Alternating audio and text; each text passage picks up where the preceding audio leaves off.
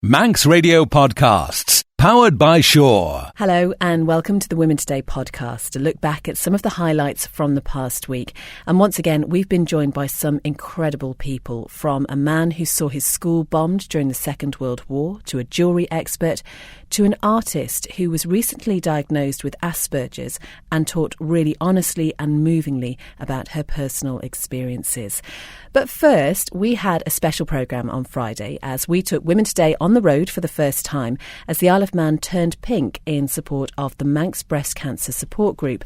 And the day started off with our Joe following Booby Bear around some of the island's schools. OK, we need the Year 6s first, I think, to show us how it's done. Can you be better than that? I'm sure you can. Yes. We're at Balacottia School today. The children have been fantastic. Every single child here is in pink clothing, pink wigs, pink everything. There's a fashion show going on. Booby Bear's been up on the stage having a bit of a boogie, which has gone down an absolute storm. Brilliant. And for anyone that doesn't know what Booby Bear is, maybe we should just tell them what it is. OK, Booby Bear is our mascot. He goes everywhere with us. The children love him. And Booby has actually got a girlfriend now, but we haven't got a name for Booby's girlfriend. Booby Bear and his girlfriend are on their way to St Mary's School shortly. Why is it so important to go around the schools, do you think? Basically to make everybody aware. You know, this unit will be used for the next generations to come. It's absolutely essential. It's essential. Every single woman over the age of 50 will use this unit at some point for breast screening alone.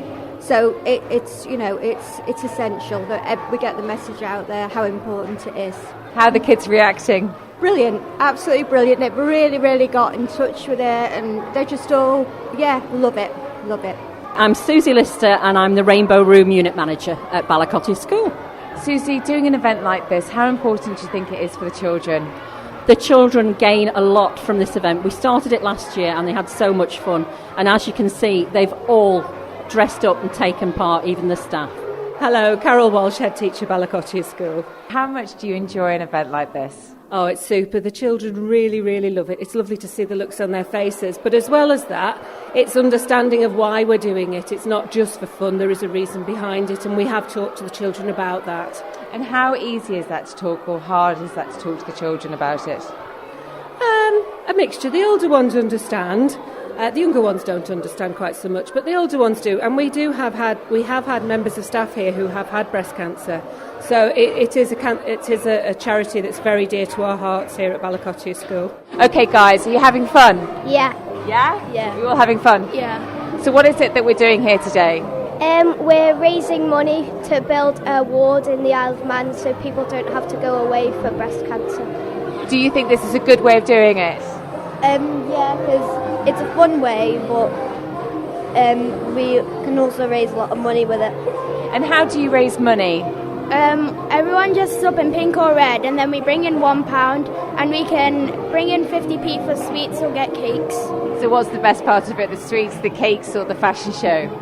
All of it. Why do you think it's important to do an event like this? Well, so people don't have to go away to have treatment for breast cancer, because so they feel more at home in the Isle of Man. And what do you understand about it? That anyone can get breast cancer. It's not something that is very rare. It happens a lot to normal people. And is there anybody that you know that's been affected by breast cancer? No, but some of my friends, uncles and aunties have. And they said it was really sad and tragic. So you're happy to raise some money to try and help out? Now, our live studio guest this afternoon experienced life in London during World War II, was invalided out of the Navy after contracting TB, and danced on the Mall in London on Queen Elizabeth II's coronation day. But he is best known in the Isle of Man for fencing. And Henry De Silva, we're going to talk to you all about fencing a little bit later. But first, just take us back to the 1930s. What was your childhood like?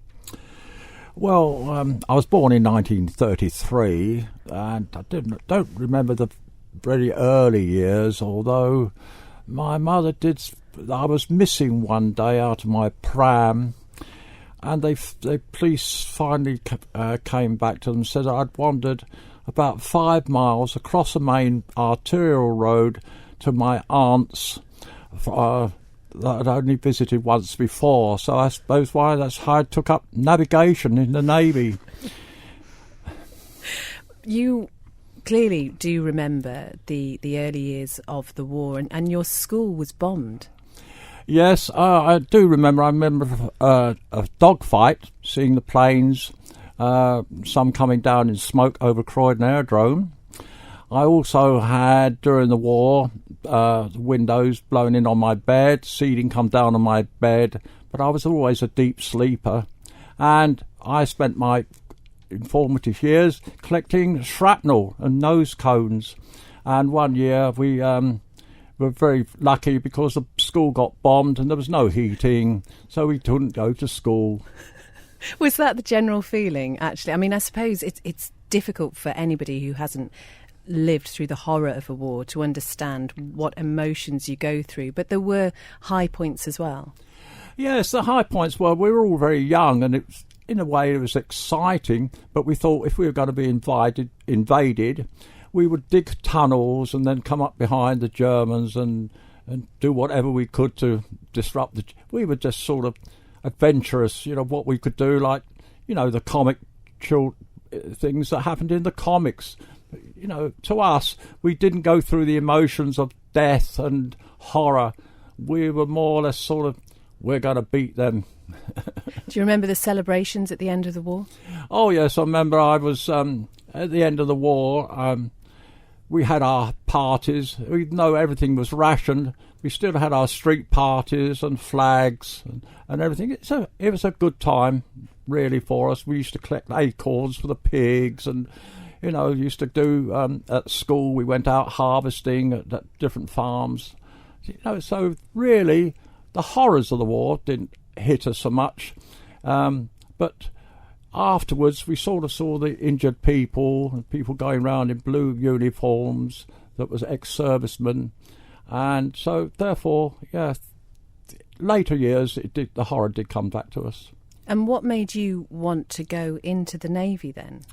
Well, I went into the Navy mainly because my relatives thought it might be a good idea just to go into the Navy. So I applied and got in straight away and joined the boys' service in 1949.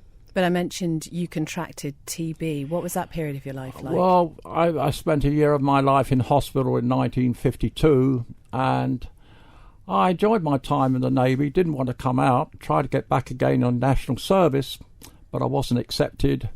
But I represented the Navy at fencing and also at rugby and did cross-country running. So, yes, I had a good time in the Navy. Sport has played a huge part of your life. I mean, you mentioned fencing there, which is what we are going to talk about more later. How did you first come across that sport? Well, the 1948 games were my inspiration. I used to run a lot at school, but then in 1948 I had my cycle and I used to go to these places in London and get their autographs, and I've still got my autograph book. So this is the 1948 Olympic Games, which is Olympic held Games, in London. Yeah. And I got a lot of autographs of that time, and I've got exercise books of cuttings of all the various athletes, and Fanny Blankers-Cohen was my favourite. She was marvellous. And there was a person called Tom Richards who came second in the London Marathon. So I contacted the club, and him and another person, they joined me up to the club, and I've been in South London Harriers ever since till this day. Career-wise, teaching was what you really went into. What was it about teaching that you thought, yeah, that's for me? Well, I was always good with... I was at college, and I've started to find out my time was organising because I became sports officer, and it seemed to be that I could correlate with children. I seemed to have a affinity with children, and they seemed to like what I did. So I went into teaching, and they encouraged me from the Navy after I went to college, and they encouraged me to go into teaching. So I went into teaching. I did also touch on Coronation Day, a memory which is absolutely imprinted on your mind. A rainy morning, I understand. Very rainy morning on Coronation Day. I was on the Mall. I was dressed in crepe paper, red, white and blue. And of course, you know what happens when it rains, it runs. But one of the experiences was I danced with Prince Monolulu down the Mall, and that was quite exciting. And you also remember hearing the news about Everest as well on that morning. Sorry? Hearing the news about Everest. Oh, yes, and it's also at 6 o'clock that morning. It went through like fire, but we heard in the news that Everest had been climbed by Hillary and Tenzing. It was a great moment. Everybody cheered. Well, Henry, what brought you over to the Isle of Man? Well, really, what brought me over to the Isle of Man was romance. But it fell through. But I liked the island, so I stayed. And you haven't got any family or relatives over here, but you do still feel that incredible sense of community spirit. Yes, I do. And I've been very lucky because last year, Manx Radio, through people ringing in, I was awarded the Community Award from Manx Radio. You're sporting a London Marathon 2012 top this afternoon. Did you run it? I race walked it, and I did it in just over 6 hours. And as I said before, I could have gone back to the finish because everybody was offering you drinks left, right and centre. I could have got drunk, but luckily I don't drink. But it's sometimes a bit awkward when you get the Eiffel Tower overtaking you and Big Ben also overtaking you. Yeah, I know that feeling. Henry De Silva, thank you so much for being our guest on Women's Day this afternoon. And now we're talking about whether or not a curfew on newly qualified drivers is a good idea. Well, Manx Radio is currently reporting that an 8 p.m. curfew for R-plate drivers on the island is something that's being considered by the Department of Infrastructure. Now, this proposal follows a spate of deaths on island roads in recent years involving teenage drivers on R-plates. At the moment, it's understood the move is one which is under consideration, but there is no set date for any possible introduction of such an initiative. So we want to know, what do you think about an 8 p.m. curfew for R-plate drivers? A good idea when it comes to safety, or, Kate, totally unreasonable? What do you reckon? I don't think it's a very good idea, if I'm completely honest. I do think that something needs to be done to protect young drivers and often protect young drivers from themselves. However, I think the R-plate system we have in place at the moment, which restricts you for a whole year to not drive over 50 miles an hour, perhaps that needs to be reinforced or enforced properly. And I think an 8 p.m. curfew is far too early. Research, though, does suggest that 1 in 5 new drivers crash in the first 6 months. And I would also say that daytime driving does not prepare you for nighttime driving. So surely there should be some way of making sure that you are safe to drive at night, that you know exactly what you're doing, you understand the hazards. And I think, well, maybe if it's my child who just passed their test, I'd be quite happy if they weren't allowed to go out after 8 o'clock. I think there's 2 points there. I think it has to come back to the actual process of teaching someone to drive. I've always thought, why don't we have something in place where you have to complete a certain number of hours in the rain, a certain number of hours in the dark, a certain number of hours in bright sunshine. It's interesting, they do that in Germany actually. By law, drivers have to do a number of hours of night driving with an instructor before they are allowed to go out on their own at night. I've always thought that would be quite a sensible thing to introduce here. But going back to what you said about your children and maybe not wanting them to drive at night, I was thinking back to when I passed my test. I passed at 16. I had an R-plate because I'd passed over here on the island. And actually, I was thinking about how my mum and dad must have felt. And I think for a lot of the time, they were probably happier that, at 16, 17 years old, I was coming back at, say, 11 o'clock, say midnight, but from a party, but I was driving. I think they were probably happier that I was driving and they knew that I was sensible than thought, oh, she's not allowed to drive, so we'll let her come home and get a lift with someone we don't know who's been at the same party, may have had a drink and doesn't have an R-plate, so is allowed to drive. Jo? First of all, I'm really pleased that they are looking at doing something about it because that's definitely good to hear. I'm not sure whether this will help, although I do see in research that it has helped in lots of other countries, Australia being one of them. I personally feel that it should be over the hours of midnight. I think from midnight onwards, perhaps, this should be where there should be a curfew rather than being so early in the evening. The other point I should make is possibly not making it a curfew, but actually I think we need to be looking at engine size breathalyzers that these cars that the kids out there are driving, because I think that's more of a problem, the fact that they aren't obeying the 50 miles an hour speeds, and something should be more done on that rather than curfewing perhaps when they are out at night driving. I think I should say, and I'm sure someone will correct me if I'm not remembering right, but I think when they launched this consultation ages and ages ago, I remember filling it in myself, engine size was another thing that came up, number of passengers, there's a lot more, and I think perhaps a curfew is almost too simple an idea and too easy, and that's why this is the one that's kind of got some legs to it. Carl, what are your thoughts on this? Oh, it's an interesting idea. Being new to the island and coming from a city that's well lit, it was really quite, as an experienced driver, what really sort of sticks in my mind and what reminds me is that you can drive around and get to know the roads really quite well on the Isle of Man during the daytime, but at night it takes on a completely different thing. It's much, much dangerous at night, much more dangerous at night.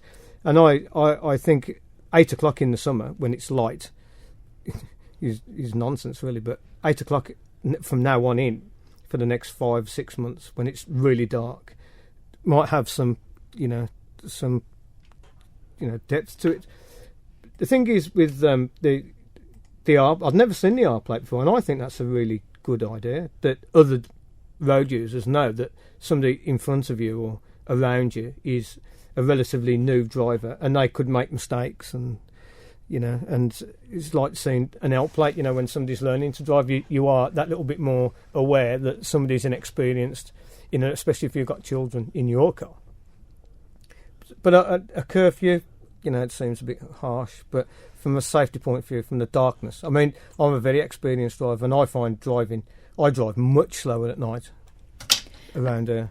I just wonder two things. I think the first thing is, should we as parents perhaps be looking more responsible and putting a curfew on our own children going out, rather than being kind of it being a government thing where it's kind of like the curfew's been set out there. And the second thing is a spanner in the works, but I just wonder whether we should provide more street lighting, if actually the island should be more lit up at night rather than everything being so dark, and therefore we may not have so many problems driving around in the dark. I think one of my other problems with this is that we seem to be linking bad driving to young age, and I think that's not always the case. I appreciate that there are a lot of young people who've just passed their test who do drive too fast, who do drive dangerously, but there are also plenty of people who are much, much older who drive dangerously too, and they certainly don't have our plates. OK, we've got a lot of thoughts on this one. We'll hear some of those just after this. Women Today, brought to you by citywing.com. For your next flight away. Been asking whether you think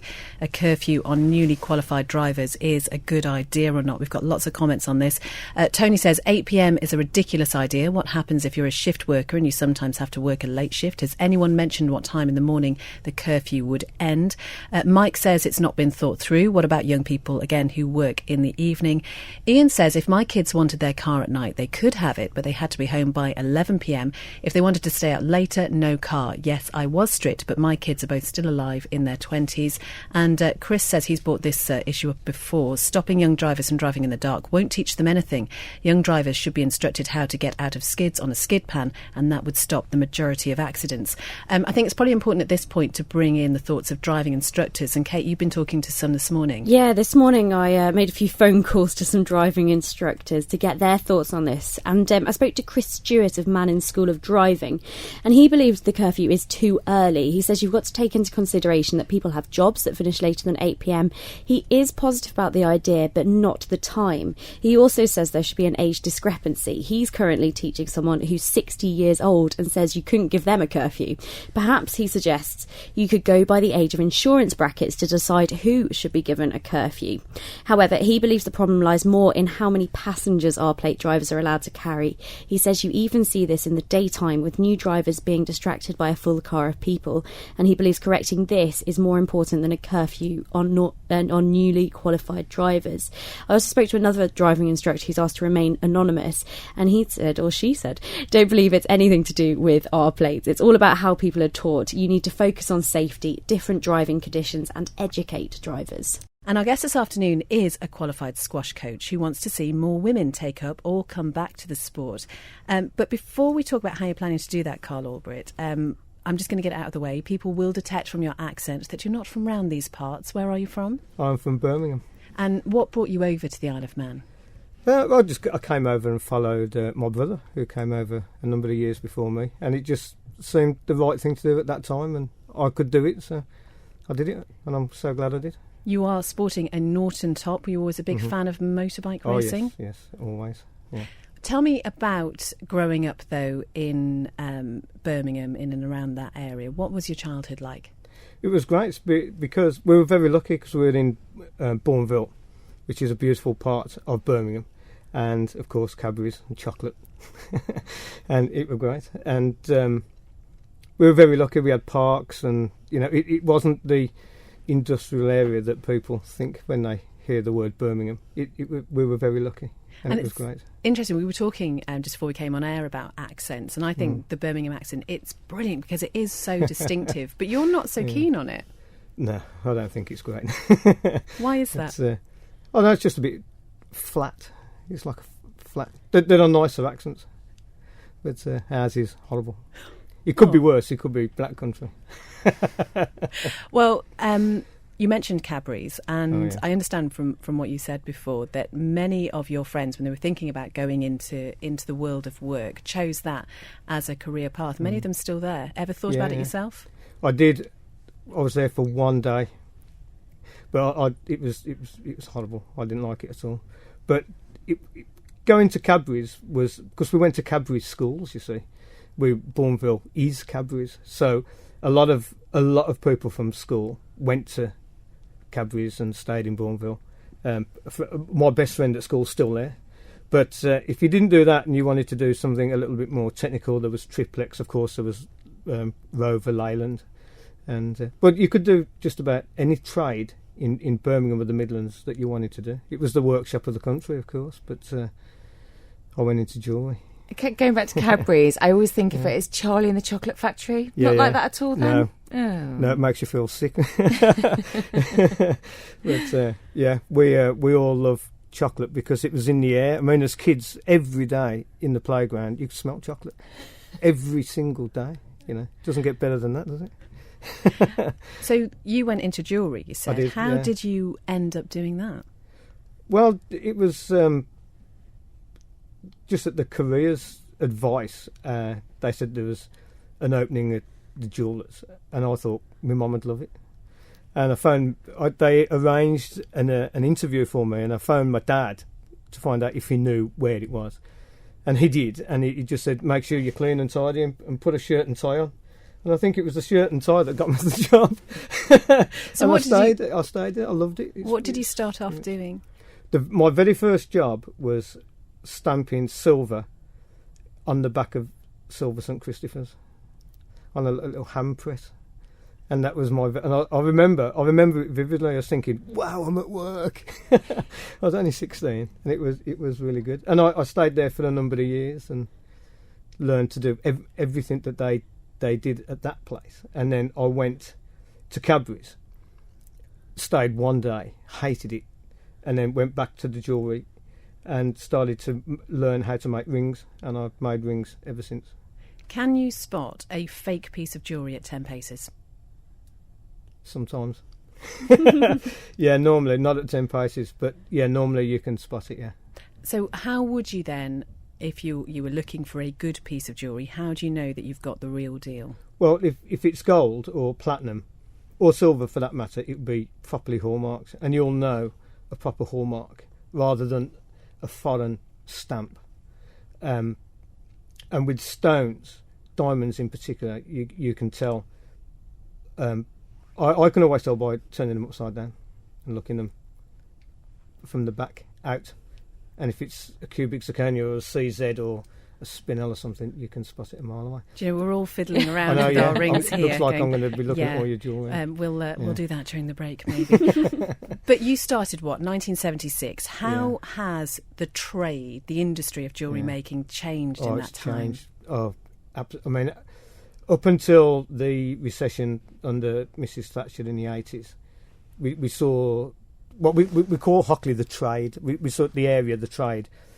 It lost a lot of people that never came back. And then it was only the really good that managed to cling on to their jobs. And nowadays, with the advent of CAD, some of the great model makers, people that made even the old school jewellers, they're struggling against people that can do computer-aided design. And this 3D printing is the death knell of the model making side of it.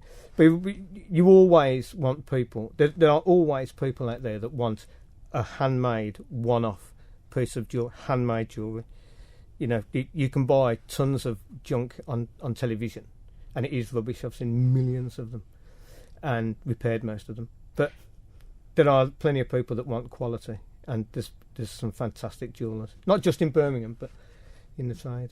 What is the best thing that you've ever made?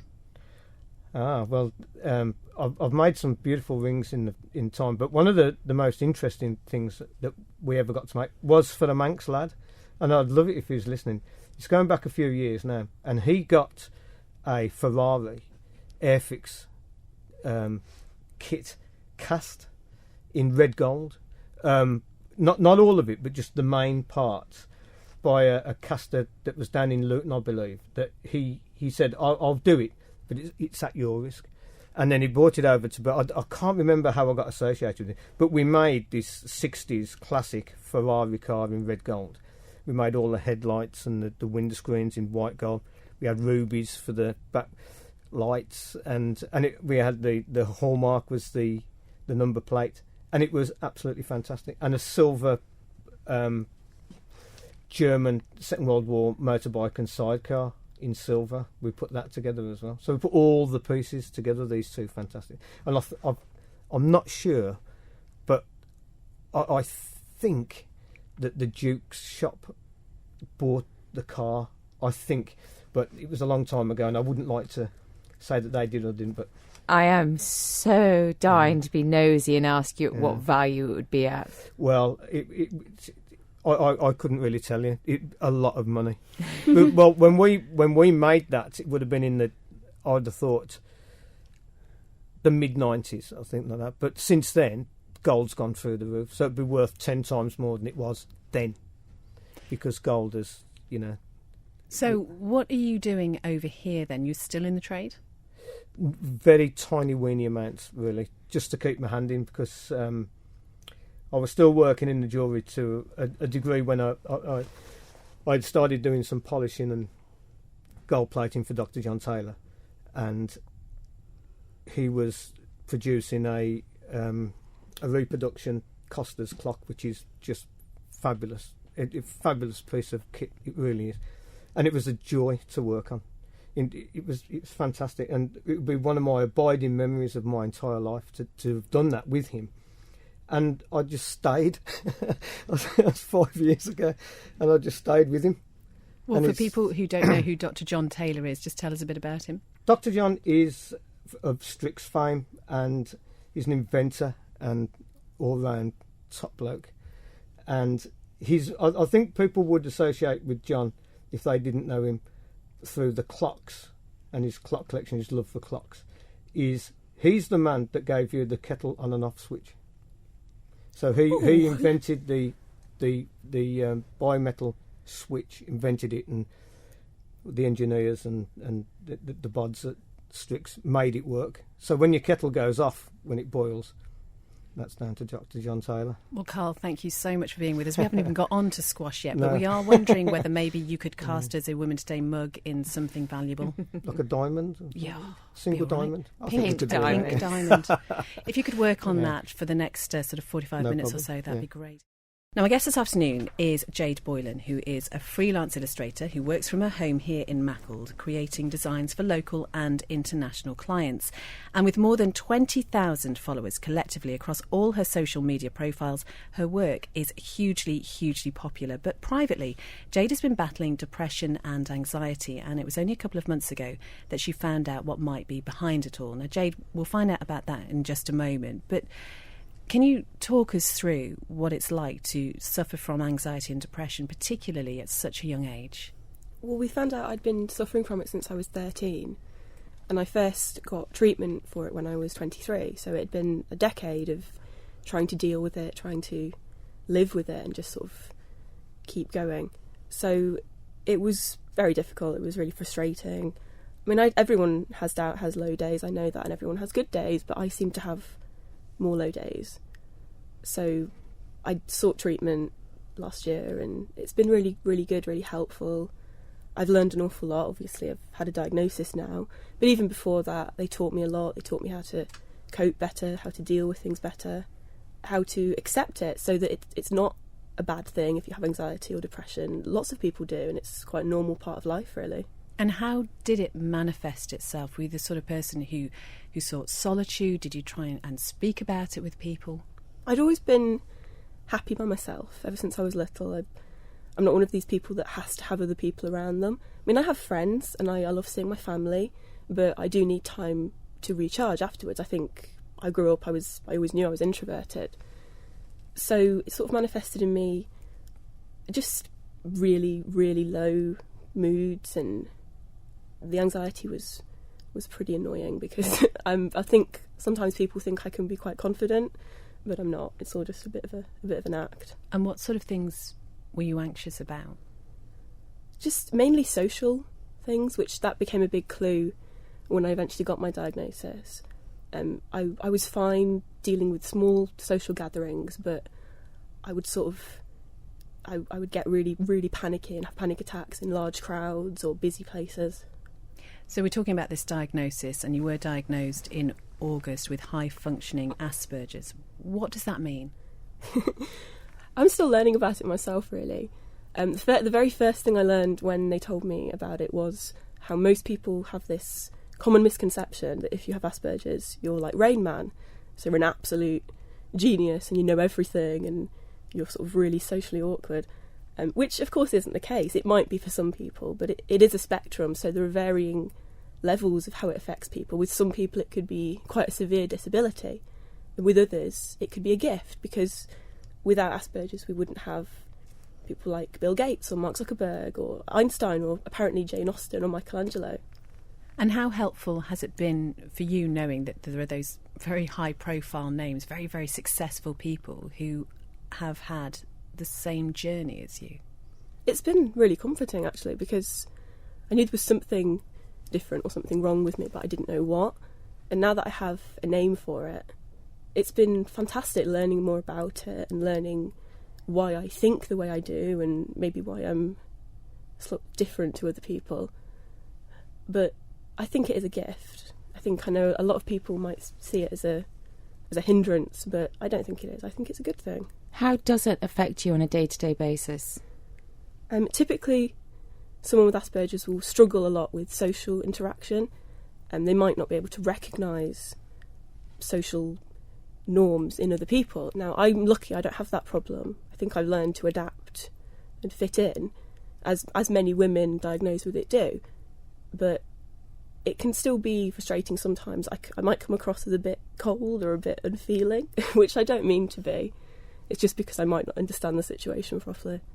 It's really interesting thinking about Asperger's, and we were talking before the programme started that it is often felt that it's more of a man's condition, and because they are more maybe obvious in the symptoms that they show. Absolutely. When they first told me, "Oh, Jade, we think this is what you might have," they said, "What do you know about it?" And I said, "Oh, well, nothing." And the only examples I could think of, or people I knew with it, were all men, who were all male. And to be honest, I didn't even know women could have it, because we fly under the radar, and so women aren't usually diagnosed till they're in their 40s, which is obviously frustrating. But it's because women learn to adapt better and they learn to fit in and hide it, and maybe they don't have as unusual obsessions or interests. Do you wish you'd had this diagnosis, I suppose this label, earlier on in your life? Yeah, definitely. I think it would have been quite helpful. I mean, I think growing up the way I did and dealing with the things I had to deal with, it's definitely made me stronger or made me more adaptable to situations. But I do think, had I known about this when I was younger, it would have been a big help. And particularly at school, which is something that you struggled with.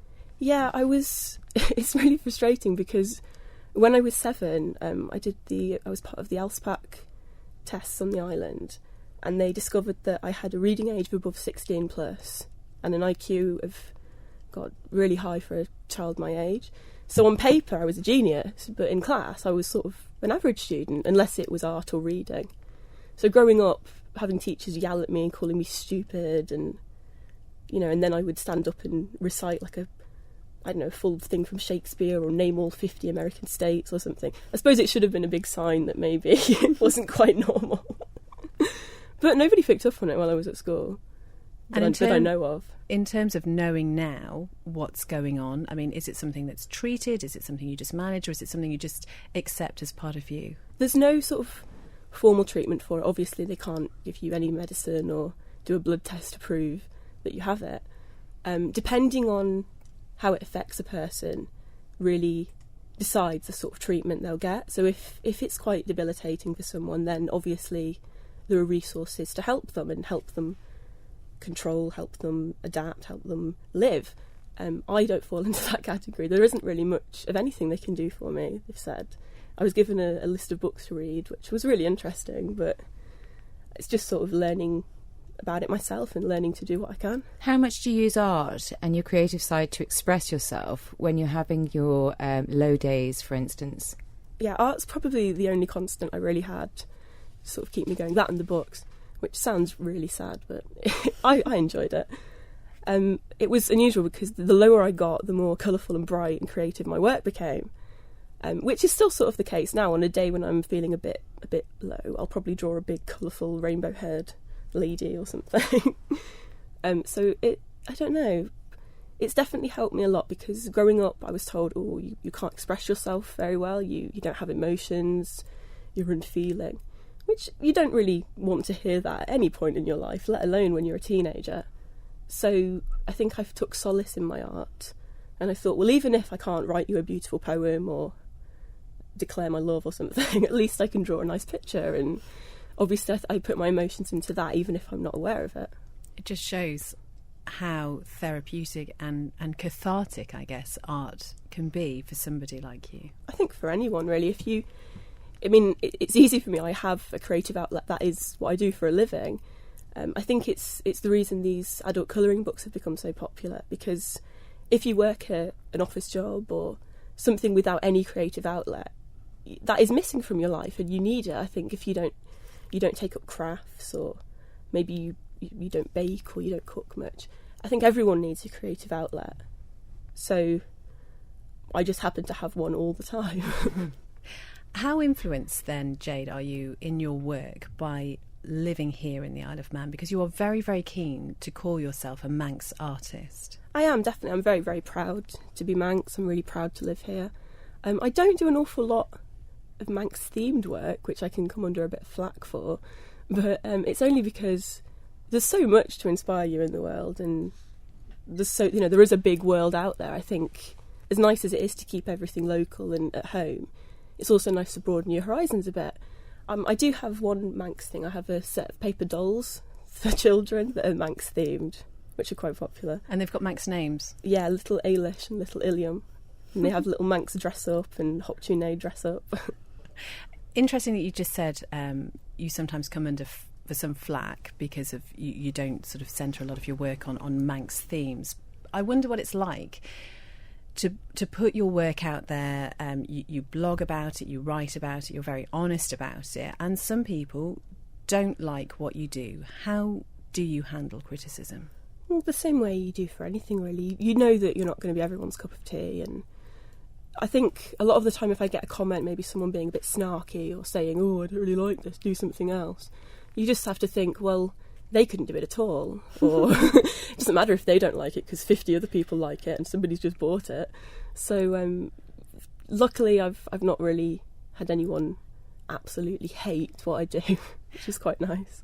When I was reading your blog, there was some criticism you came in for the way that you did your characters, and somebody criticising the size of the dolls. Now, having looked through some of your work, I mean, I know Kate and I were looking at it before we came on the show, and we think, they're quite curvy looking, actually. They're not the typical stick insect type. I mean, what did you make of that? It was because I like to vary the size of because I do mainly draw women in my own work and girls, so I like to vary the size, the background, what they look like. But I think I'd drawn. It was based on a real person I know, and she is very slender, and she has quite a thigh gap, and people just were saying, "Oh, you're drawing her. Oh, she's a stick insect. Oh, it's not very nice. Oh, draw someone with curves." And I thought, well, no, I'll draw what I like, and women come in all shapes and sizes, so why should I stick to one, sort of look? We have been talking this afternoon whether or not you think a curfew on newly qualified drivers is a good idea or not. We've got lots of thoughts on this. Steve says it's not so much engine size, it's more the BHP that needs restricting. Gary says all the accidents last year were caused by people breaking the law, so no matter how many laws you make, they would still have happened. So why punish the good drivers because of a handful of bad ones? We've had one from Alex who says, I don't think this was solved much regarding accidents, which generally occur due to careless driving, and that can happen at any time of day or night. She says she recalls the spate of 5 separate incidents in 40 minutes last week, which all occurred before 8 p.m. I should also say that this is as a person that works shifts which often finish later than 8 o'clock, so new drivers should be penalised for working late. I'm all for looking at ways to reduce road accidents, but this isn't the solution in my opinion. And Jill says on Facebook, seems harsh, would also affect those with evening classes at college. And Danielle says, just put up the age. It's unfair that everyone else who isn't a teenager gets penalised. Helen says, even one life saved is worth it. You could just go to a designated police officer to get a pass if you need one, limit the engine size and no passengers at night. David says, hi girls, I'd be much more inclined to escalate penalties for repeat offenders instead. Pete says, no to curfew. Anyone subject to a driving curfew who then breaks the law would not be insured. That's something we haven't talked about actually. And Dave says statistically most accidents with young people occur between 11 p.m. and 7 a.m, so an 8 p.m. curfew is ridiculous. It should be 11 p.m. with a margin of error of 15 minutes before sanctions, that's a ban or points, take effect. Jackie has a lot of ideas. She says, on one hand, I can understand, but if we are doing this because of young drivers linked to fatalities at night, why penalise the 40-something drivers who have just passed their test? Why not impose a curfew on drivers under the age of whatever, irrespective of whether they are R plates? Raise the age of drivers, make the test involve a course on consequences of bad driving. What about drivers who have employment in evening or family commitments? And she goes on, but at the end she says, at the end of the day, this isn't about wanting to restrict people's lives, it's about saving them. Thanks as always to our amazing guests, and as ever, it's never too late for you to get involved. Head over to Facebook, find the Women Today Facebook page, and you can comment there, or you can follow us at MR Women Today on Twitter, and you can listen again to the full programmes on manxradio.com or join us every weekday live from just after 2 o'clock. Don't sit in the slow lane. Join the fast lane right now with Shaw's all-new Superfast Plus broadband. Enjoy more bandwidth, amazing speeds and the best value on the island from just £23.95 per month. So don't be left behind. Get a piece of the high-speed action with Superfast Plus broadband from Shaw. For details, visit our stores in Douglas, Ramsey and Port Erin or click shaw.com. Love being Shaw. Terms and conditions apply.